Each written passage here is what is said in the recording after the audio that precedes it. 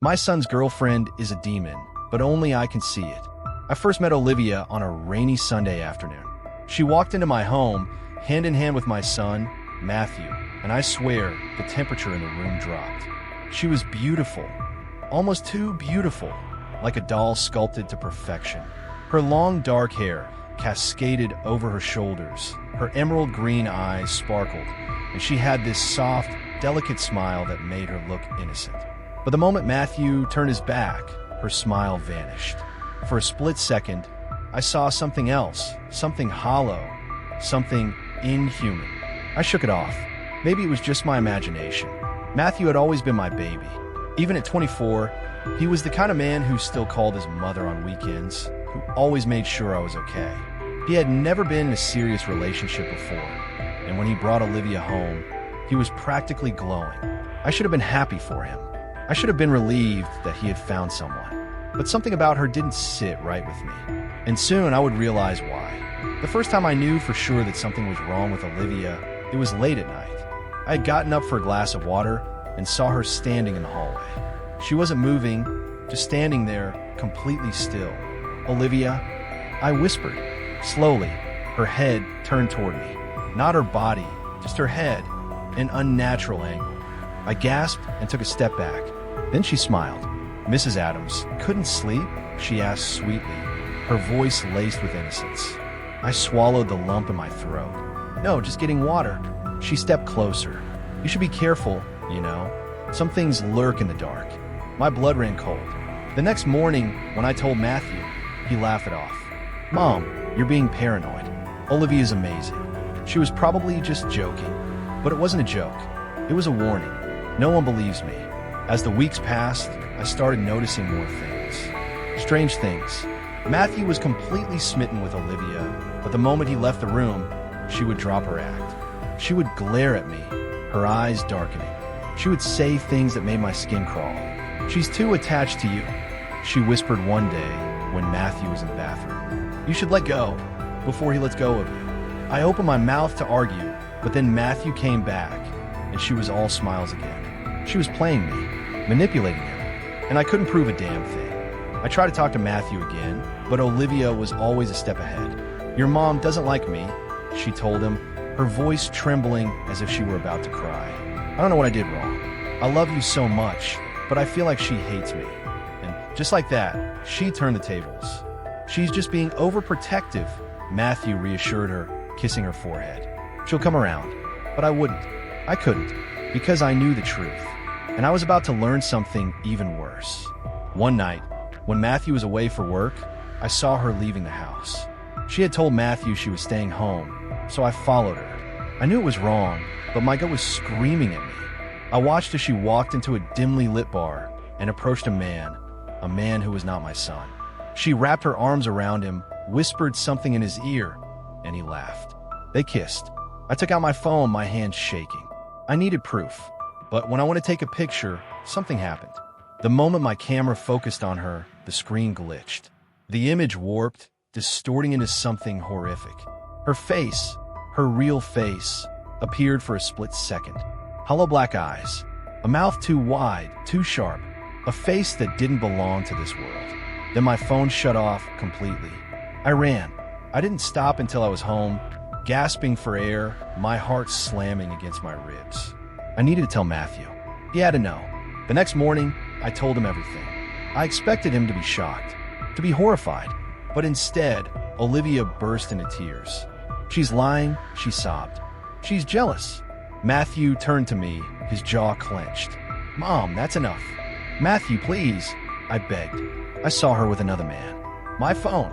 "Then show me the picture," he snapped. I hesitated. My phone had completely erased the image. There was nothing. Olivia shook her head, wiping her fake tears. "I don't know why she hates me so much," she whispered. "I've only ever tried to be nice." Matthew turned away from me. "I think you should go, Mom."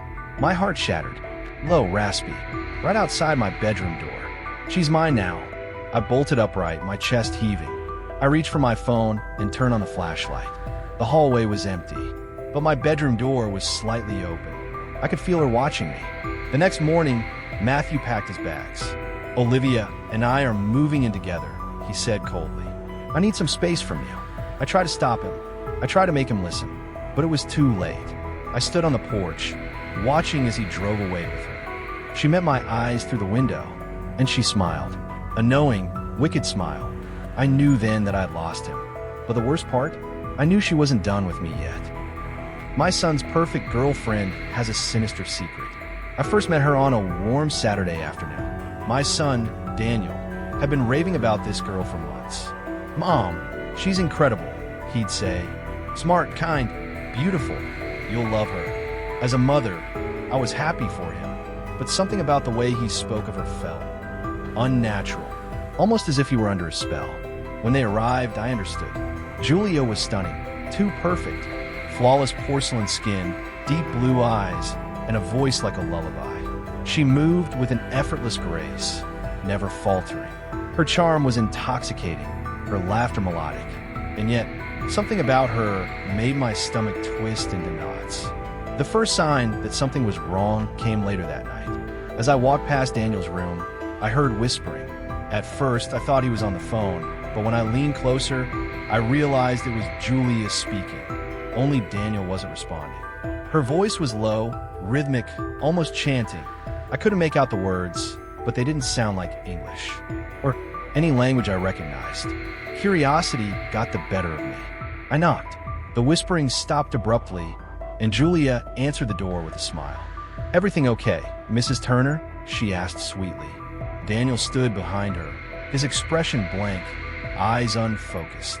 "We were just talking." The moment she said it, Daniel blinked, as if waking from a trance, and smiled. "Yeah, just talking." I nodded but didn't believe them. Over the next few weeks, strange things kept happening. Daniel became distant, withdrawn. He lost weight, his skin grew pale, and dark circles settled under his eyes. When I expressed concern, Julia assured me, "He's just stressed with work. I'm taking good care of him." I should have trusted my instincts. The house felt different with her in it. Cold spots appeared in random places. Shadows moved when they shouldn't have. At night, I heard faint scratches on my bedroom door, but when I checked, nothing was there. My cat, Bella, refused to be near Julia. She would hiss and claw at the air whenever Julia entered the room. Then there was the mirror incident. One night, I got up to use the bathroom and froze at the sight of Julia standing in front of the hallway mirror. She wasn't looking at her reflection. She was staring past it. Her lips moved rapidly, whispering those same strange words. Then, as if sensing me, she turned her head without moving her body. Her eyes weren't blue anymore. They were black, entirely black. I gasped, stumbling backward. When I looked again, they were blue. "Normal. Mrs. Turner, are you okay?" she asked with a concerned smile. I forced a laugh. Just couldn't sleep. That was the night I decided to dig into Julia's past. I found nothing. No birth records. No school records. No family listed anywhere. It was as if she didn't exist before meeting Daniel. Desperate, I called my sister, a retired detective. "Run a background check on Julia Evans," I pleaded. She called back the next morning, voice tight with concern. "There's no Julia Evans. The social security number she gave for her job, it belongs to a woman who passed away 10 years ago." My blood ran cold. I had to get my son away from her. That night, I confronted Daniel. "You need to break up with Julia. Now." He laughed, but it was hollow. "You don't know her, Mom. She loves me. She's not who she says she is, Daniel. Please, just listen to me." Julia stepped into the doorway, smiling. "Why are you trying to take him from me, Mrs. Turner?" Her voice was sickly sweet, but her eyes told another story. They darkened, just for a moment, and I felt something, an invisible force, press against my chest. I couldn't breathe. Daniel's face twisted in frustration. "You always do this. You can't stand me being happy." He grabbed his coat and stormed out with her before I could stop them. I didn't sleep. I scoured the internet, desperate to find anything that matched what I had seen. And then I found it. A legend about a creature called a Mara, a being that feeds off energy, slowly draining its victims until they are too weak to resist. They control their prey through dreams, whispers in the night. By morning, I knew I had to act fast. I drove to Daniel's apartment, heart pounding. The door was unlocked. Inside, the air was thick and stale. The curtains were drawn, blocking out all light. The place was a mess, furniture overturned, the floor covered in deep scratch marks. And then I saw him. Daniel was lying on the couch, eyes open but unseen. His skin was gray, his lips cracked and dry. Julia sat beside him, fingers gently stroking his hair. She looked up at me and smiled. "You shouldn't have come." I didn't think, I just acted. I pulled out the vial of salt water I had brought and threw it at her. The instant it touched her skin, she screamed. It wasn't human. It was a sound unnatural and piercing. Her skin bubbled and peeled, revealing something dark and writhing beneath. Daniel gasped as if waking from a nightmare, his body convulsing. "Mom," he croaked. Julia lunged at me, but I grabbed the iron knife I had hidden in my pocket and slashed. She shrieked, stumbling backward. The shadows around her twisted violently before she vanished, leaving nothing but the echo of her scream. Daniel doesn't remember much. He thinks she just left him. I haven't told him the truth. It would break him. But I know she's still out there, watching, waiting. I know she'll be back.